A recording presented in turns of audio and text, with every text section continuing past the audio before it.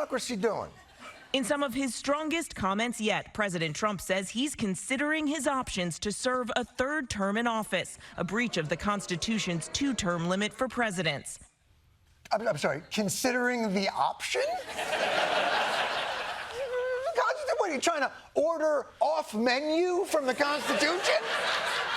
Oh, yeah, I see you got, what do you got, 2 terms here. But can I get it animal style? What are you going to do, a third term? How does that work exactly?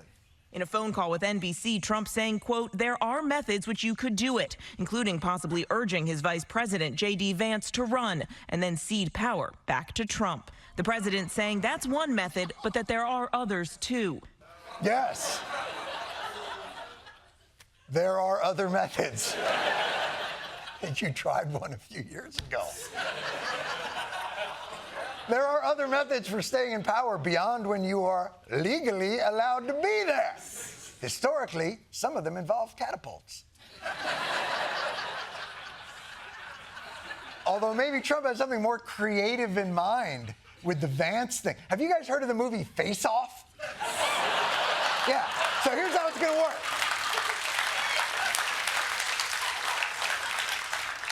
Trump will watch that movie as the military seizes power. Like, what the f***? I'm sure at which point Chuck Schumer will say, I will allow it because in the third term, we think his popularity will go down to the 30s. So aside from the president saying, I'm not leaving, is there any other image of the shambolic state of our democracy, perhaps something that looks like what you might get if you fed the destruction of democracy into an AI meme generator? Oh, right, Elon Musk. Okay. The richest and most fertile man in the world went to Wisconsin, where he came out in a cheese hat before giving million-dollar checks to voters in an effort to influence the Supreme Court race in Wisconsin. Hey, you know what that's about? You know what that's about, Elon? Their culture is not your costume, Musk. Their people...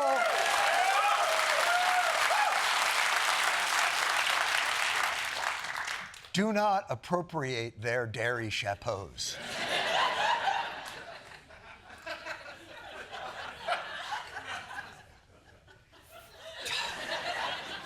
You can really get a sense of the fraying of our democracy by tracing the arc of its symbolic headwear.